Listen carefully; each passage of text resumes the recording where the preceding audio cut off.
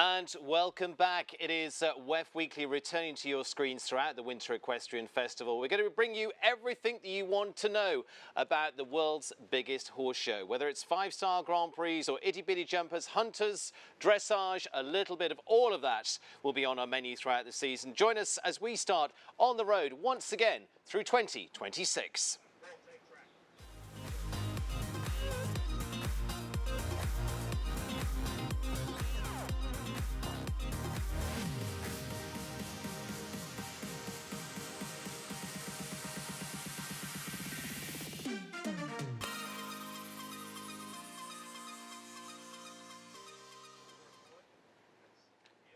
And welcome back, and delighted to say our show this year supported by LeMieux, and it is wonderful to have them presenting WEF Weekly as well. They lead the way in saddle pad innovation, comfort, performance and style, trusted by top riders worldwide as well. You can visit their website at LeMieux.com, and LeMieux, worn by the best. And if you're here on site as well, you can visit their store too. So lots of ways to explore all their products as well. So thank you to them, and of course our big supporters throughout the season. This week is the big week for the Palm Beach County Sports Commission, proudly supporting equestrian traditions that define our community, from world-class jumping and dressage to elite hunter jumper events and polo as well, of course, that's so big here too. Through strategic partnerships, they're elevating Palm Beach County as a premier global destination for equestrian sport. Learn more at palmbeachsports.com. And our returning sponsors as well, delighted to have Dodd Technologies once again, our streaming partner here, engineering extraordinary experiences since 1983. Discover how to elevate your sports, entertainment and corporate events at doddtechnologies.com. So thank you to them, and of course to the USCF and USCF network as well. As always, our live streaming supported by the USCF, supporting our live stream in part with support from US Equestrian Federation and the USCF network as well. So thank you to all of those that have been involved. Like I say, we are back underway at the Winter Equestrian Festival. So let's take a little tour around what happened last week, because would you believe we already have 1 week under our belts. WEF Premier Week was last week, and it not only featured show jumping but also all the elements of the show as well on this side of the road, so to speak. Hunters were well in action. Tori Colvin was on flying form as well, taking over the ride on John and Stephanie Ingram's ride that won the $25,000 USHGA International Hunter Derby on Golden Road. Tori won 4 championship titles in the professional hunter divisions last week as well, so off to a very, very good start for Tori. Of course, highly accomplished rider in both the show jumping and the hunter ring as well. So well done to her. Fantastic start to the season. And to our other winners throughout the first week as well, Ellie Stadrian as well. Ellie, who swept the Ritz-Carlton Residences West Palm Beach, younger 3-6 amateur owner hunter as well, champion with Incognito, and very well done to the reserve there. That was wondrous too. Wondrous performances throughout. Very well done to them. Good luck for the rest of 2026. Great start. And to our other winners as well, there are lists and lists of them, but we picked out just a few. Faith Schuttermeyer was one of those two, who's on beat in the older junior hunters, taking champion in the Voltaire Design 3-6 large junior hunter on Viscalno, and 3-6 small junior hunter on Imperial Blue, also champion in the 3-3 Open Junior Equitation as well. So strong start to the season, and strong start all around for lots of people here as well, several of which are alongside me, I'm delighted to say. And first up, I'm going to the furthest part of my desk to Kelly Salo, who is captain of the girls team, winner of Battle of the Sexes. We already had 1 week behind us. You're a champion, Kelly. I would say my team was a champion. I might have not been the champion of the night, but we had an amazing team, and that was probably one of the best Battle of the Sexes that there's been since it came down to a tiebreaker, and thank God for Jess Mendoza. She led us all the way. Yeah, we're going to talk about all of that as we go through, and alongside we've got your pink pony too from LeMieux as well. Thank you to them. They've decked it out in pink. in honour of your victory. So Charlie Jane, who was the boys' captain, has got to try and win next year for a little bit of blue in there. Yes, we're going to try and not let that happen. So. Do you want a collection of those? Yes, I would like a collection of those because for a few years we lost and I was very upset about it. One of the first years I did it, we won. And so it was a little disappointing that we lost 3 years in a row. So we came back fighting this year. Excellent, well done. Sean Crooks, to come to you, you're going to have your training hat on. Yes. For WEF again this year. Delighted to have you alongside. You've been up there in the commentary box with me through the summer as well. We teamed up in Aachen and here in Wellington.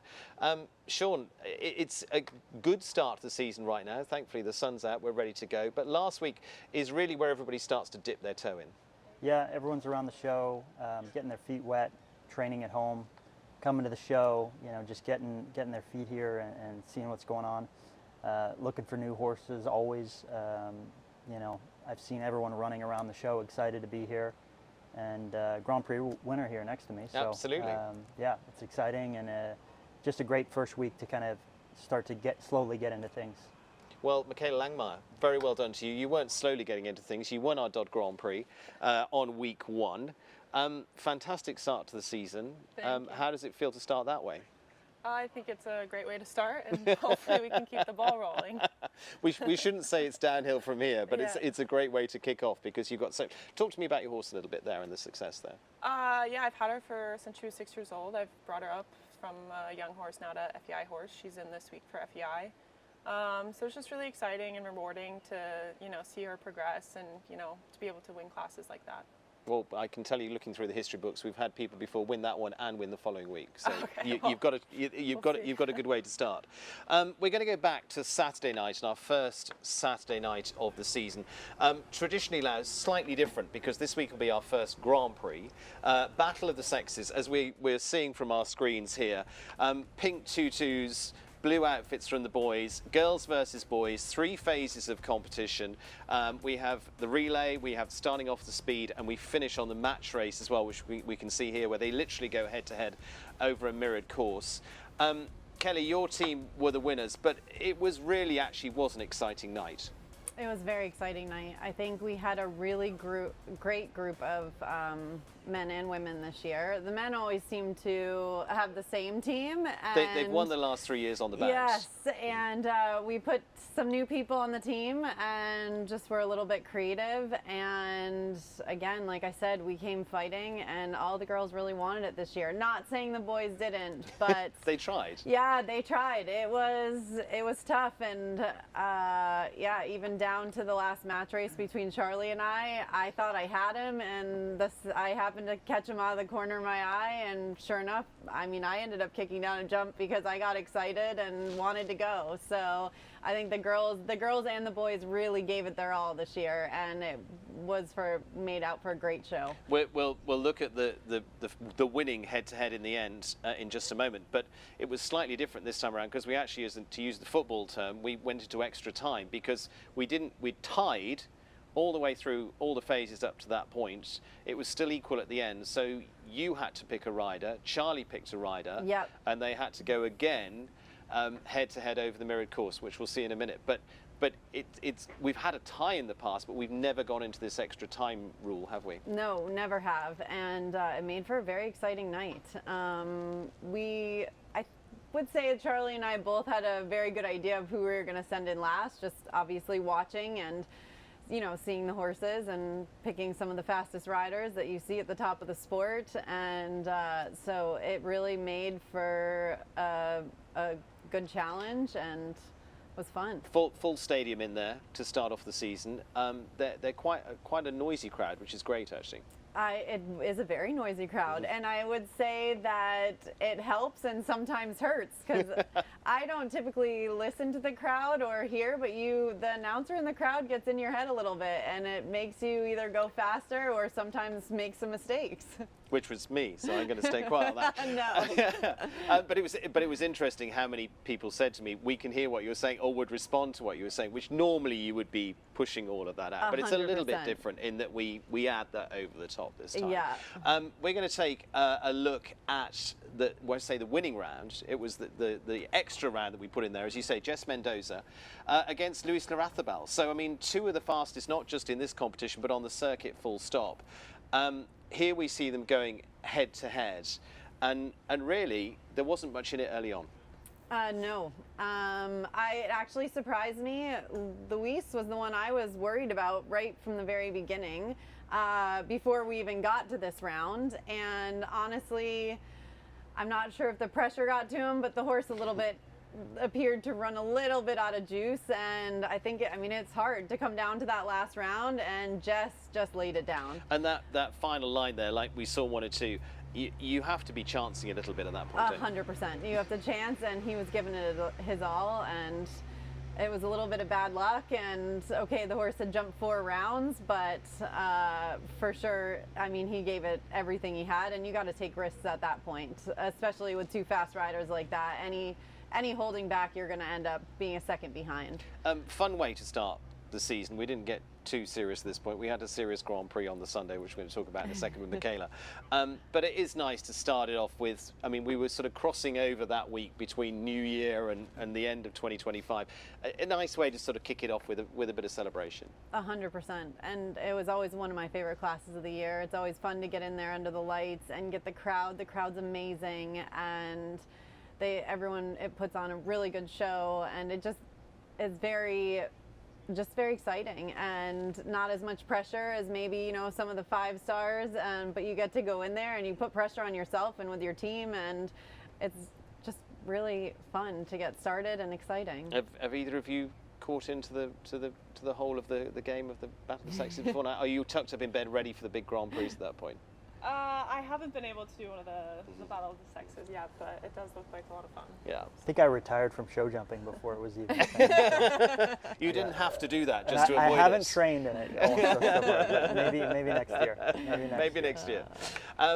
Michaela, let's come on to you. Let's get into the Sunday and on to our Dodd National Grand Prix to start off the season. And this has been also a good measure of horses over the years that have then gone on to bigger things. Like you say, you're part of the FEI classes this week. We're going to take a little look at your round from Sunday as well. Talk to me about the horse, talk to me about the round. What did you take away from this? It's easier said than done to go in and jump a clear round, but that's what because it was you had clear to win. Yes, had to do for the jump off. So I knew kind of after I jumped the Liverpool and the Skinny, I could take a second to the last fence, and I did. So I maybe wasn't as fast as the other riders, but I was clear. Sean, starting off the season, nice way to start. Double clear wins the class. That's it. Yeah, that's a great way to start the show. Michaela's a great rider, and it's a lovely horse, and great to see them in form. And it was a tough Grand Prix, not so many clear, and I thought a really challenging course, but nice course to get just started into the season. And watching those, we've had a number of Grand Prix in the last few weeks here through December, which people don't see as part of the Winter Equestrian Festival, but they can follow on the streaming. It's a great way for those horses, and it's really interesting to watch some of those Grand Prix, the horses coming through. Yeah, of course. Especially when we get December time. Of course. I always pay attention to a lot of those classes, because we're always looking for horses for students, or buying and selling, and etc. So a lot of those classes are where you see some younger horses coming through. So it's really classes like that are exciting to watch for me, just as much as a 5-star Saturday night. Michaela, for you, as you say, the door was open, clear to win it. You had Jacqueline Rule in second in the end, Lily Keenan in third, riding one of her students' horses as well. More pressure that it's clear, or less pressure in that when you just got to go full out? I think it's more focused on executing everything. Maybe not so much about fastness, but kind of riding the exact plan that you went into the ring for. And for you, it's, as you say, going in there to ride a clear, you've also got that little bit of a gamble going, okay, I'm gonna ease back on this. Yeah. What was your thought? Going in the ring, definitely I was gonna go fast, but I wasn't gonna go all out. I was gonna go tidy in the turns and take the insides, but I think my horse was jumping fantastic. I was pretty confident that we were gonna keep them all up, but for sure to the last I maybe took a little bit more time. And talk to me about the horse, because you're back in action this week. She's, as I said, you know, I've had her since she was 6. She has quite a lot of character. What do you mean by that? Come on, give us a little bit more. Well, she'll sometimes, you know, give a buck in the schoon area, or she's got a lot of character to her. Yeah. You never really know what she's thinking, but she always thinks the right way. So she's a real joy to have, and it's been a pleasure to, you know, bring her up. Excellent. How old now? She is 12 now. So ready to go. Yeah, I've had her 6 years. Excellent, so, good. Yeah. But Sean, I mean, that is so important, isn't it? We talk about this a lot, and we talk about people like Ken Farrington that come up later. Having those horses in your stable from 5, 6, you know, often into 7 now, is so much key in that later success when you're looking at 10, 11, 12. Yeah, it really is. Being able to produce your own horses, know them for such a long time. That's always been my you know, goal and focus has been to look for younger horses. My sister here, I think her oldest horse really is 9 right now, and everything's 5, 6, 7, or 6, 7, 8 now that we're in the new year. But so really getting to know your horse, having that experience with your horse, knowing the ins and outs of them. But last week in the Grand Prix, it looked like Battle of the Sexes also carried to Sunday's Grand Prix because it was 3 women again. So women were doing well last week. They will continue to do well. Oh, like you yeah. say, you're helping your sister out. You've got your wife here as well. So Yeah. I mean, yeah, you got married last year as well. Yes, Congratulations. Thank you. Yeah, Appreciate it. wonderful. Thank you. Looking forward to seeing Lissy in action. Yes. Let's talk about last year a little bit before we Yeah. move on to this. And we're going to take a little look back at WEF 2025, which 2025 was only just around the corner. But it was obviously a massive year for Kent Farrington and Gray. We'll talk more on that later on.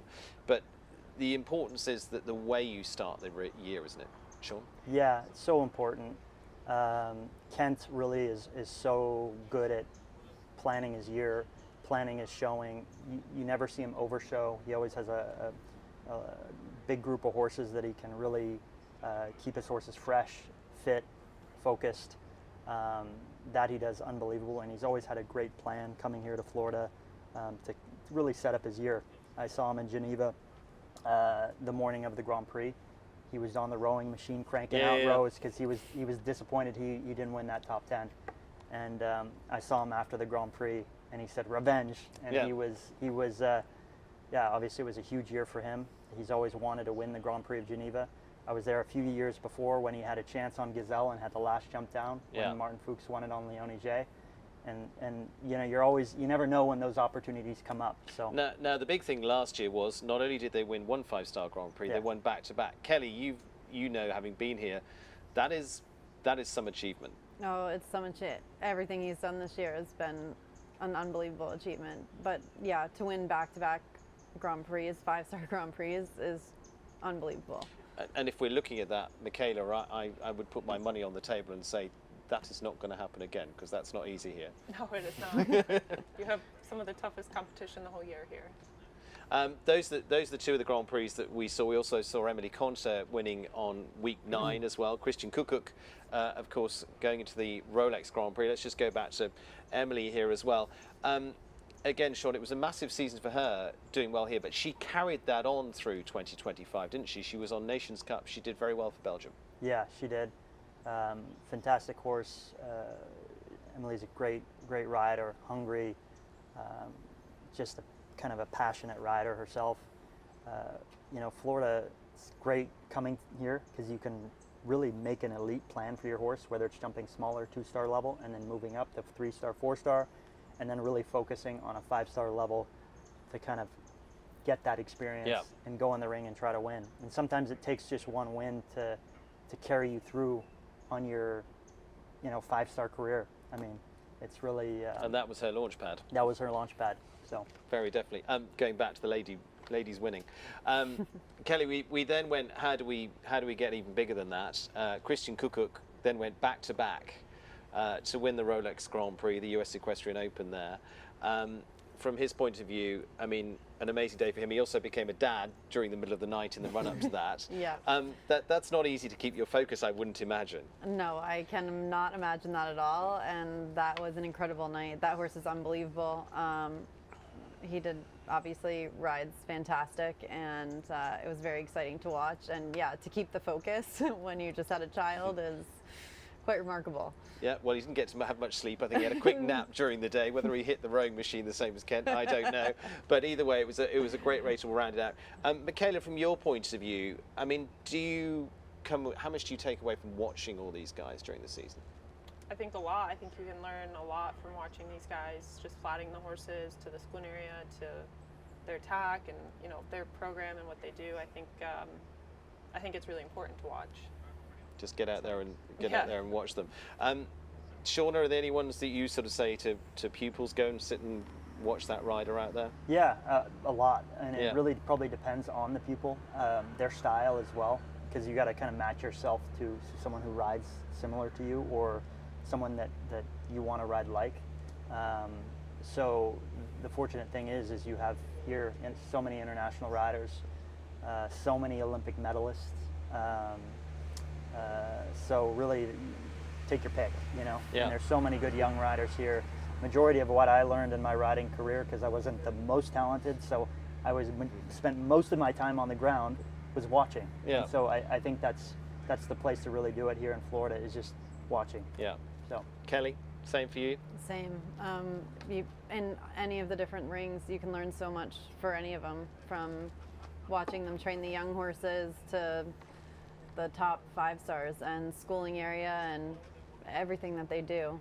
Like you said, the tack, the equipment, the program, even honestly hearing what they do to get ready, like Kent working out so much, and just really being athletes and taking care of yourself as well. So basically, for anyone out there, come down and watch during the week. You can come and see the best in action, and basically get a free lesson watching them, which is great. We talked to you a little bit about the performances of last year, and Sean, what I was talking to you about was brilliant performance of Laura Crouch and Bisquetta. And we're going to see a little of this because they were so close in the Rolex Grand Prix as well, but a massive season for them. She won the Dublin Grand Prix. She won in California a few weeks ago. She was second in Arc in the Grand Prix, but talk me through what was an amazing year with this horse. Yeah, the horse, 10-year-old last year, and really just started to step up. Laura's a magician at producing horses, and I felt like this second place in this 5-star really springboarded their career. The horse has won $1 million in its career. 85% of that, it's won in the last year. So, Nations Cup, Aachen it won, Rome, Nations Cup won, Grand Prix in Rome, I think it was in there as well. And sorry, this year it's coming actually 12. Last year it was 11. I have kind of a pick for the World Championships. I would watch out for Laura Crouch on Bisquetta. They're really coming into the prime of their career, and I think the last year was really springboarded by that one major performance there. And sometimes it just takes a big placing like that to be able to believe in yourself and your horse. You always believe in yourself, but to just take a breath and be able to just continue on focusing on trying to win. And knowing that you're doing everything right. So I don't know, Bisquetta, WEG, Aachen, medalist, individual. We're calling it now. I'm calling it now. We're calling it now. Excellent. I'm delighted to hear that. I was lucky enough to be in Dublin when she won the Grand Prix there. That was exciting. Only clear round. Absolutely. That made it really interesting. That was amazing. That was fascinating. We've had a few here as well like that, but that was exceptional. Kelly, anyone that you're really looking back on last year that you went, that's an amazing year? I mean, Kent Farrington's the obvious one. Kent Farrington, yes, is the obvious one. And Laura, I love watching Laura.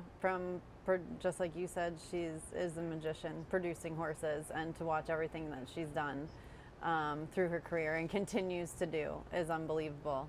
So, yeah, and honestly, all these top riders, it's just so interesting to watch them all and the horses and the things that they do and produce. But yeah, I would say obviously Kent, but yeah, I agree. Laura's one to watch out for. It was a big year for Laura as well. I mean, because the thing is now, and we'll come on to this, we have 2 lady riders now back in the top 10, which is great to see, with Laura Crouch and Nina Malavey as well. She's topping the U25 list. So U25s came through in a big way last year. Yeah, for sure. And honestly, it's amazing to see Nina, the success she's had last year, you know, springboarding up to the top Yeah. 10 and that big win in Brussels. Yes. So, and kind of continued through the year. It was a massive year for the youth. We'll come on to that as well.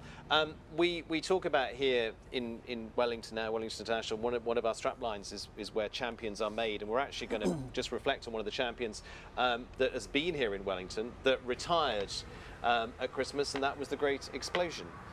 With Ben Mayer that won the, of course, Tokyo Olympic individual gold, but they were jumping here back in, 2017, back early on in the career. Here we go. Back very early on in this horse's career, jumping out there in the international arena.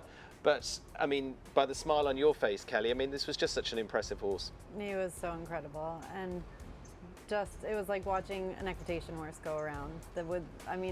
His name said it all. He was explosive, and you wouldn't necessarily think, you know, when he cantered in the ring, and he was just so beautiful to watch across the ground, and yeah, just every jump was correct, and so just everything, power, explosion. That's exactly what was and here's was his retirement in London, but as we saw there, Emily Mason, Carly Anthony, Daniel Zetterman were a few involved in the early days with Ben and his team, and then Ben of course went on to win Grand Prix after Grand Prix, but with that crowning glory in Tokyo as well. So where champions are made here in Wellington, we now see a champion has gone full circle and achieved it all. And of course last year's twice Grand Prix winner there with Checker 47, the Olympic champion in 2024. So as you say, Sean, this is a great place to be looking at going, there's a high percentage the world champion is sitting out there over the next few weeks. Yeah, of course. I mean, I've had to experience it with myself and my students. Former student Yali Mitalenio came here, really qualified for the European Championships here. Just being able to kind of get her feet wet in the 4-star Grand Prix level, qualified, that set up her European Championship run, came in 11th in that. Yeah. And then the following year with her second horse, it was building up for the World Championships in Herning, where she finished 19th. Florida, we built that, you know, and it's such a nice place for especially younger riders to be able to build that, to kind of step up, get their feet wet in the higher level, and then, you know, you're 2 minutes from home where you can train, work, play with bits, play with how you flat your horse, how you feed your horse, so you're constantly around your horses, and you can really build a customizable plan for them. So you see a lot of championships, horses being made here. Yeah. Explosion won his when he was 12. Yes. In Tokyo, right? Tokyo, yeah. 2021. Biscetta is turning 12 this year. There you go. Yeah. Oh, Ken, watch out. Michaela, so you're on the right path as well, because you're in that 25 category. Let's take a little look with some of the young horses that we saw out earlier on last week, as well into our Grand Prix last week. We picked out a few, but the good thing is here, you can go and walk around the rings and you go and see the top riders riding horses that you go, ooh, that's exciting. Whether it's out in Dinemothy, whether it's out in Magavro, whichever ring it is, or early in the morning down in the international ring. Shane Sweetnam was one that was in the Grand Prix. As I say, these are three that were just in our national Grand Prix last week as well, but one's Shane Sweetnam. Spikehouse Farms Rural Jura, from that point of view. Is this one you've had a chance to see much, Kelly, or not? I have, actually, and I saw this horse in Kentucky as a 6-year-old. Yeah. And I had I told somebody about the horse, and I said, someone should keep an eye on this horse. It is very, very interesting. And when I was watching on Sunday, I was super excited to see that it was doing the level that it was doing, and again, just being produced through the years, and it always looked really special, and I'm really excited to watch it this year. Yeah, it'd be very exciting. Shane, of course, finished second in Geneva with James Can Cruz as well. He's going to be part of our lineup of riders here this season. Another one was Luis Larrazabal, who won the WEF Challenge Cup with a horse called Ribéry as well. And so let's take a little look at that too. Say some really interesting horses in here as well. So looking forward to seeing there's Rural Jura there by Presley Boy, who actually jumped in Aachen and in Dublin. This one by a Ganix that won, as I say, the Challenge Cup earlier on this week. But Sean, from this point of view, I mean, he was really a 9-year-old horse here, but he's able in his own style to let them run. Yeah, Luis I know very well, a good friend of mine. He's really excited about this horse. I was watching it closely last week just because of the age, and I watched it in the WEF and watched it in the Grand Prix closely. And lovely horse. I think he's super excited about it.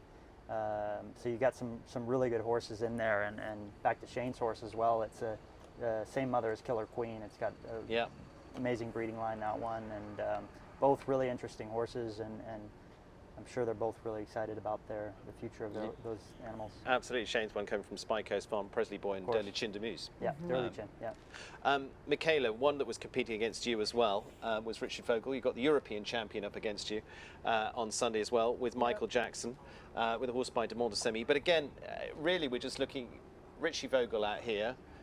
Again, he brings out some amazing horses, and again, this is early days with a horse like this. Yeah, I mean, Richard is a fantastic rider. I think, anything that he sits on, that magic happens. So I think he's probably excited for this year and looking towards, Aachen being coming up here shortly. So yeah, I think he's pretty excited. Did you look at the list on Sunday and go, I've got Richie Vogel and I've got Lily Keno, I've got a few? It's like, come on. I try not to get too much. Does that excite you? Yeah, I mean, it's always exciting, kind of going out and, performing your best and having a result like Sunday. So I try not to think too much about, who's in the class, who's riding who, and just more my horse and myself.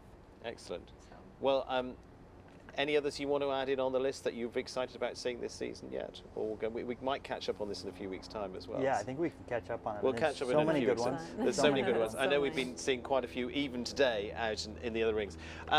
We talked young riders as well. As they said, it was a massive year for the 25s and under last year. Nina Malavey is one we mentioned in there as well. Finishing the year was the 20-year-old Tom Watchman, who's also jumping here. Yes, he jumps for Ireland, but he won the London Grand Prix. Indoors, trains with Cian O'Connor. We've got a little bit of that of Tom in action indoors in London. But again, his brother Max has been competing at the top level as well. It's been a really good passing of the baton through, the whole family being involved in this, Sean. Yeah, it is. Fantastic riders, competitors.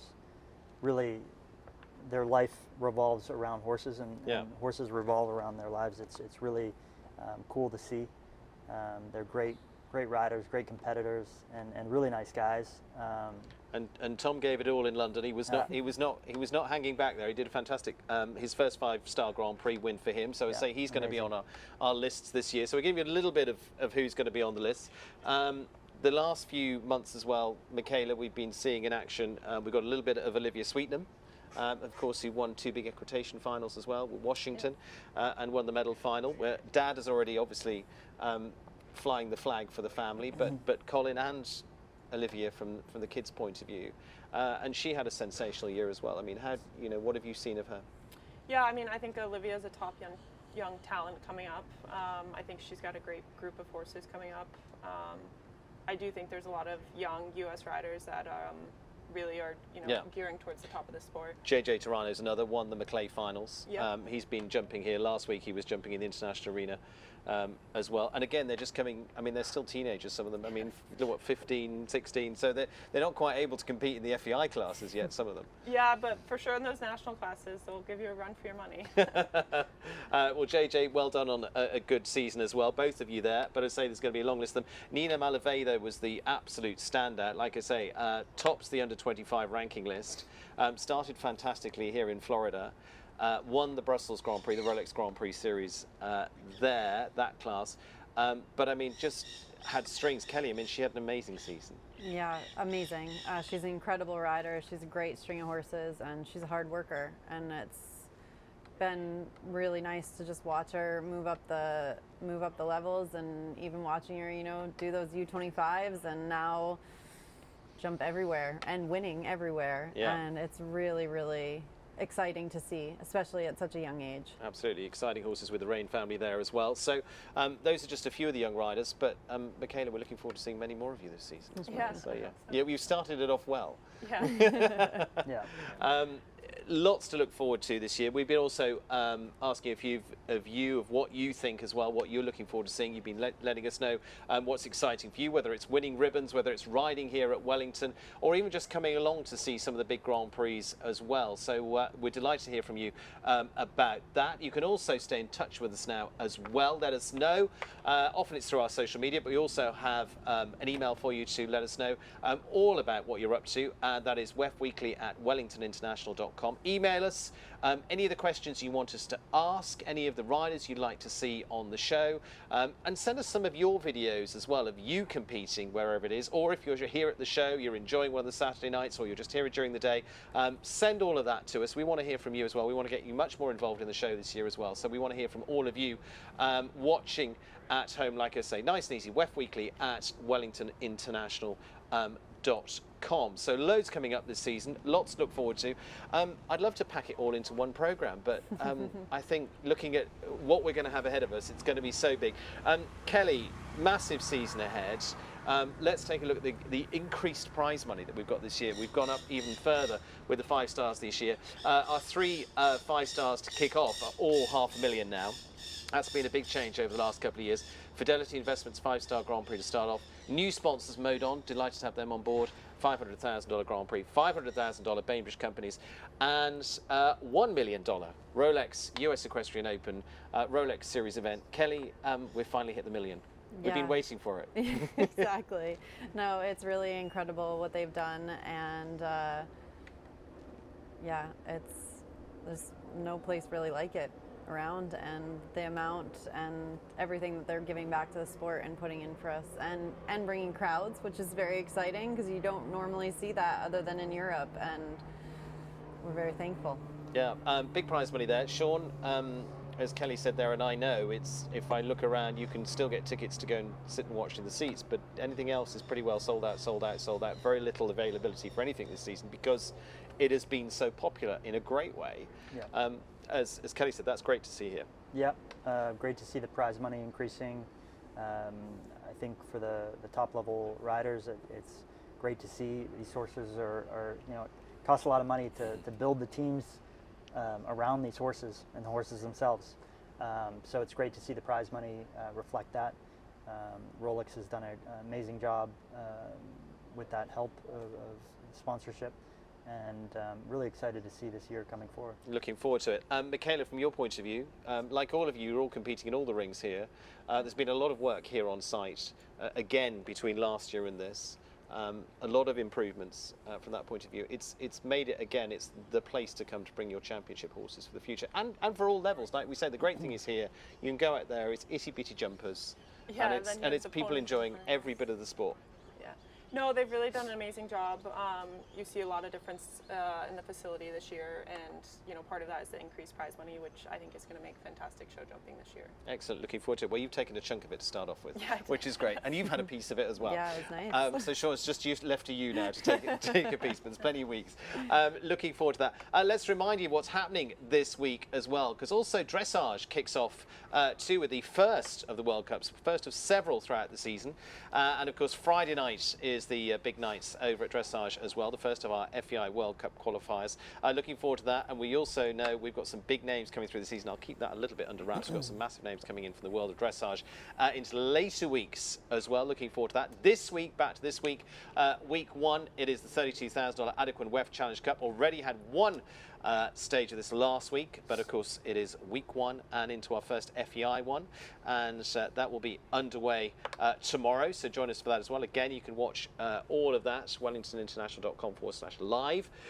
It is also into the Dog Technologies Speed. That'll be Friday, $32,000 class there as well, as we start to ramp things up through the season. And our first Saturday night Grand Prix, Palm Beach County Sports Commission Grand Prix as well, $140,000 in the prize fund there. Again, this is a great indicator for the rest of the year. Really interesting in terms of the horses and riders we're going to see in this. Looking forward to that, to see who qualifies. And a more sedate day on Sunday for the MS 150 Championship Jumper Classic as well, but no doubt happy to battle for the $32,000 there as well. So that brings our first WEF Weekly to a close. We've barely scratched the surface, but we've got 12 weeks to keep working away at it. To say thank you very much, Kelly, well done. Thank you. Team captain success in the pink, quite literally. Yep. This time around. Sean, good luck to you and all your team and all the young riders and everybody else you're getting involved with this season. That'll be great. Michaela, great start on the way up. Good luck for the rest of the season. Grand Prix win under your belt already. All done. That's good stuff. Like I say, stay in touch with us as well, and that is going to be through our email and through, of course, our social media as well. Make sure you stay in touch watching all of that. But again, reminder, you can contact us at WEF Weekly at wellingtoninternational.com. Let us know what you want to see, and let us know what you're doing as well. So our thanks to all of those that are supporting us throughout the season as well. Let's take a little look once again and say a big thank you to each of those through our big week 1 to start us into our first international classes as well. USEF Network, thanks to them as well. As always, our live stream supported by the USEF, supporting sponsor of our live stream in part with support from US Equestrian Federation as well and the USEF Network. Brilliant to have them on board, and so much great sport they bring us. Dog Technologies as well. They are entrenched in top sport and entertainment too. Our streaming partner here and engineering extraordinary experiences since 1983. Discover how to elevate your sports, entertainment and corporate events at dodtechnologies.com. And right the way throughout our, of course, sponsors each week of the Grand Prix. This week, Palm Beach County Sports Commission as well. And, of course, the wonderful area that we are in. The Palm Beach is offering an unmatched range of amenities, plus 200 cultural attractions, world-class equestrian venues, 1,200 tennis courts, and 160 championship golf courses. How we have time to come to this show, I have no idea. Learn more at palmbeachsports.com, but make sure you are at the show on Saturday night or tune in. Like I say, wellingtoninternational.com/live, and of course on USCF Network as well through those two. And LeMieux as well, thank you to them, our presenting sponsor this year of WEF Weekly and great supporting sponsor throughout the Winter Equestrian Festival. They lead the way in saddle pad innovation, comfort, performance and style, trusted by top riders worldwide. And of course you can head to their website too, LeMieux, worn by the best. We'll bring you the best throughout the season here on the broadcast. Thank you to my guests this time around. Week 1 here in Wellington. It's back underway. 2026 is well on the road. The train has left the station. It's all steam ahead. Make sure you join us on the journey. We'll see you very soon. Thank you for joining us. We'll see you for our big Saturday night this week.